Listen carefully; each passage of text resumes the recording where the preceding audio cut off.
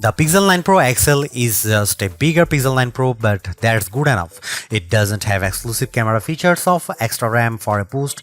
It's just got a bigger display and bigger battery. That means the Pixel 9 Pro is an even better pick this year, but it also means that you can choose your Pixel based on the size you like, not the features you need. If you feel like new Pixel phones arrived sooner this year, you are right. Google's August Pixel hardware event gave us not a duo but a quartet of new phones, starting at one end with the new baseline Pixel 9 and freshly topped with the Pixel 9 Pro Fold. Into larger phones, then the XL nomenclature should tip you off as to where you might want to spend your money. This is the direct successor to last year's 6.7-inch Pixel 8 Pro. It's the biggest Pixel yet, and it sports a new design that marks a relatively significant shift in the series aesthetic. The camera bar introduced with the Pixel 6 series is gone, and instead we have the camera peel. The fit and finish have unquestionably been elevated, with the phone's polished frame adopting a much flatter form that's decidedly iPhone-like in its execution. And Google says new construction methods or material choices make it twice as durable as its predecessor. In reality, the Pixel 9 Pro XL feels great, with the best build quality I have seen from Google to date. Not to mention, it looks superb thanks to an updated Super Actuate display that boosts higher peak brightness than anything Apple or Samsung has to offer. The move to an ultrasonic fingerprint sensor is welcome too, delivering on Google's promised speed improvement. The same 7-year commitment to OS and security updates helps the Pixel 9 series stand apart from rivals from Apple and Motorola. The phone's earlier than usual arrival in the calendar year means that this is the first generation of Pixel in a long time that doesn't debut with a new build of Android. It will benefit from the same future releases of Android as the Pixel 8 line and likely no more. Beyond the usual fare of a clean Pixel experience, AI is all Google is talking about, with an updated Gemini Nano model that is multimodal and 3 times more capable running on device. You'll find AI-generated features throughout the user experience.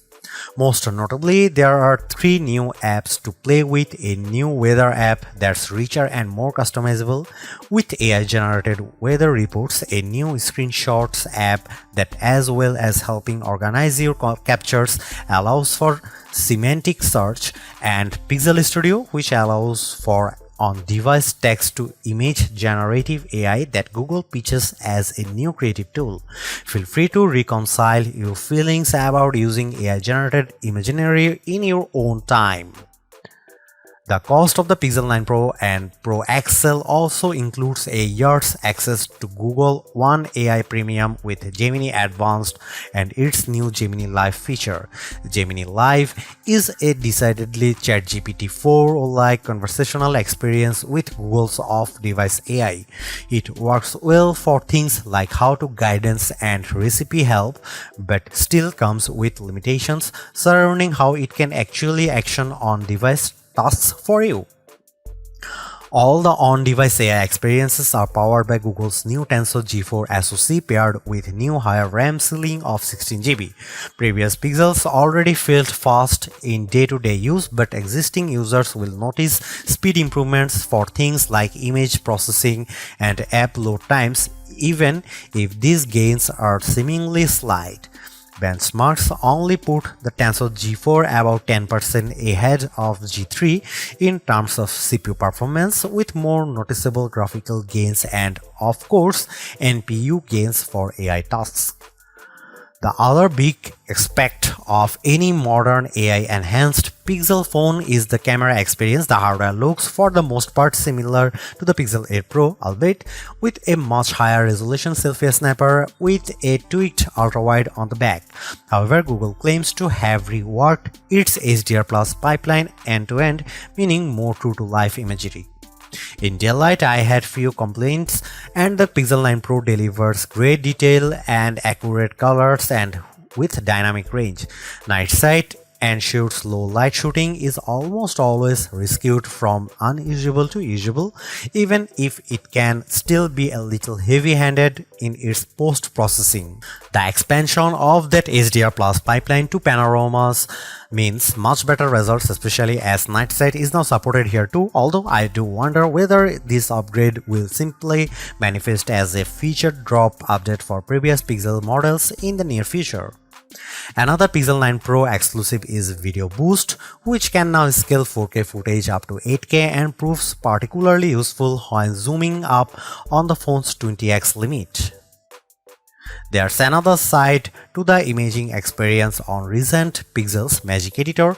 Beyond moving elements around in a shot of turning a blue sky to golden hour, the new Reimagine button lets you enter text to generate completely new elements in a shot. It's unquestionably fun and creative, but it also throws out any semblance of authenticity to shots you have captured yourself. Unlike the Samsung, there is no AI watermarking going on with edited images either. Although that Tensor G4 chipset doesn't mark a huge leap forward in raw horsepower, it certainly has helped with power efficiency, with the Pixel 9 Pro XL serving up almost 70% more screen on time compared to the Pixel 8 Pro. The jump from 30W to 37W wired fast charging speeds in a small but welcome bump too, although it looks like you'll have to grab Google's 45W charger for the absolute quickest recharge times based on my testing with similar chargers. Perhaps the biggest benefits with the Pixel 9 Pro line offers is that beyond the XL's larger screen and physically bigger battery, there is no compromise across both sizes. If you are happy with the premium, the Pixel 9 Pro XL is the most unapologetic, bombastic Pixel experience you can have right now outside of foldable land. Even if the jump from the Pixel 8 Pro isn't as significant as I would have liked, and it feels like this is more a means for Google to cultivate new Gemini Advanced subscribers, I can't help but appreciate the Pixel 9 Pro XL for being greater than the sum of its parts. It may only be just enough of an upgrade, but it is enough. While Google announced 4 phones at its August 2024 event, the standard Pixel 9 and Pixel 9 Pro XL are the two that hit the market first on August 2020. Meanwhile, the Pixel 9 Pro and 9 Pro Fold arrive on the scene September 4. In the UK, you can pick up the Pixel 9 Pro XL with double the storage at no extra charge on purchases made from September 5. US buyers can nab $200 in-store credit if ordering before August 28, and Australian buyers can pick up a limited edition poster with purchases made before August 25.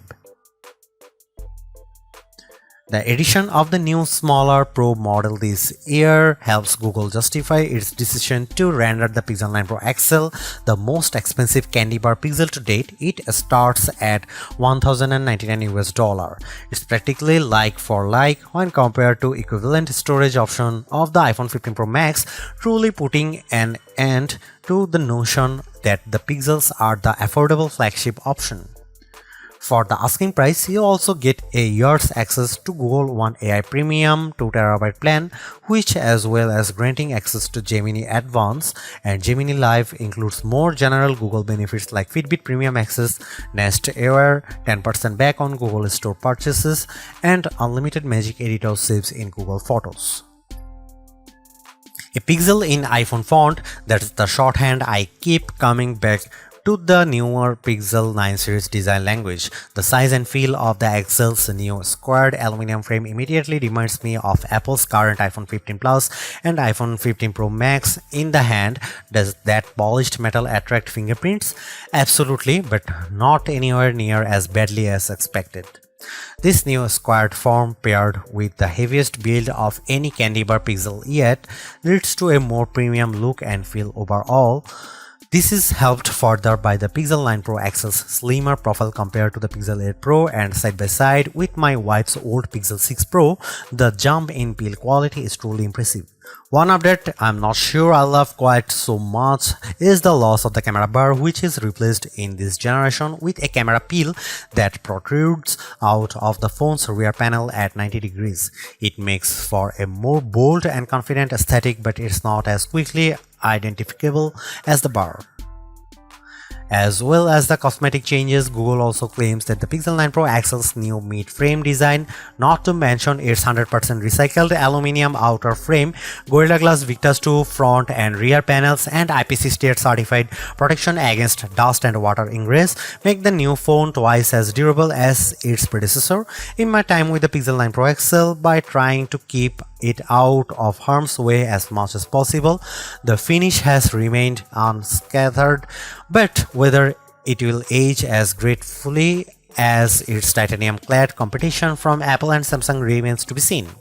Both sizes of Pixel 9 Pro come in 4 colorways, with Obsidian pictured most prominently in this review. The hazel finish most closely apes the iPhone 15 Pro's natural titanium look, and the Galaxy S24 Ultra's titanium grey, while porcelain and rose quartz offer decidedly more vivacious options. The Pixel 8 Pro Super XR display feels like a noteworthy upgrade from the panel on its predecessor, and while not as earth-shattering an improvement this generation, the Pixel 9 Pro XL screen is a great refinement yet again. Although it sports the same resolution as the Pixel 8 Pro's panel, both high brightness and peak brightness levels have been cranked up to 2000 and 3000 nits respectively, meeting or beating key rivals in a spec-for-spec comparison. Add to that the panel's flat design, its thin, equally proportioned bezel on all sides, and its excellent viewing angles, and the Pixel 9 Pro's XL's Super XR display is a thing to behold. As before, the use of an LTPO OLED panel facilitates a dynamic refresh rate from 1 to 120Hz, making it ideal for always-on display functionality thanks to the implied power-saving benefits, while also still serving up a snappy user experience when swiping around the UI. One of the more prominent changes you might not immediately notice is the fingerprint sensor. Instead of the optical module used since the Pixel 6 series, Google has gone the way of Samsung and instead kitted the Pixel 9 Pro XL's display with an ultrasonic sensor. I didn't notice a huge difference when making the switch from my Pixel 7 Pro, but in side-by-side comparison is lives up to the promise of a 2x speed improvement. Perhaps more useful is the greater reliability, especially with damp fingers or when used in the rain. Should you buy the Google Pixel 9 Pro XL? Buy it if you want the richest mobile AI experience. Samsung's Galaxy AI is great, but Google's execution with Gemini Advanced is easier, richer, and more fun to use.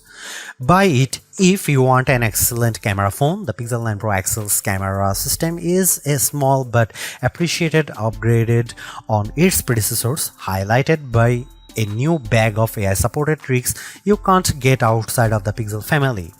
Buy it if you plan on using this phone for a long time. Still among the best there is Google commitment to 7 years OS and security updates is once again hard to argue with.